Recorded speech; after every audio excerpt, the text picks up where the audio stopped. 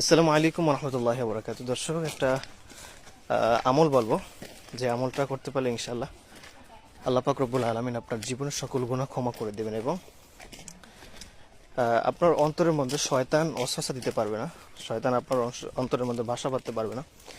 আর শয়তান যদি আপনার অন্তরের মধ্যে বাসা না বাঁধতে পারে, তাহলে আপনার দ্বারাই তো অর্থাৎ নেক আমল আপনি করতে পারবেন সদা সর্বদা। শয়তানের ওয়াসওয়াসা থেকে বেঁচে থাকতে পারলে আপনার নেক আমল করতে একটা ভালো লাগবে, আনন্দ লাগবে, নেক আমল করতে আপনার মজা লাগবে।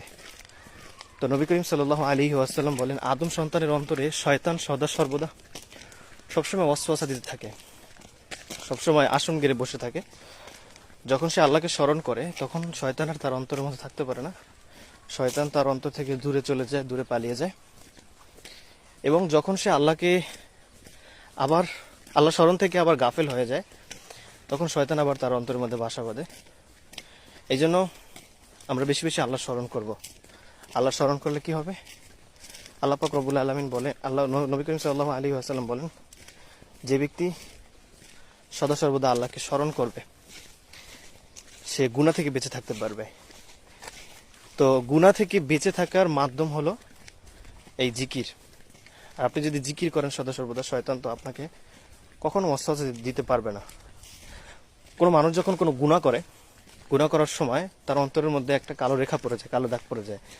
সে যখন আরো একটা গুনাহ করে, তার অন্তরটার মধ্যে আরো একটা কালো দাগ পড়ে যায়। যখন আরো একটা গুনাহ করে, তখন তার অন্তরের মধ্যে আরো একটা কালো রেখা পড়ে যায়, কালো দাগ পড়ে যায়। এরকম গুনাহ করতে করতে করতে করতে একটা সময় তার অন্তরটা অন্ধকার হয়ে যায়, কালো হয়ে যায়। তখন তার কাছে দিনের কথা, নেকের কথা, নামাজ, রোজা, হজ, যাকাত, কোরআন তেলাওয়াত, এগুলো তার কাছে ভালো লাগে না।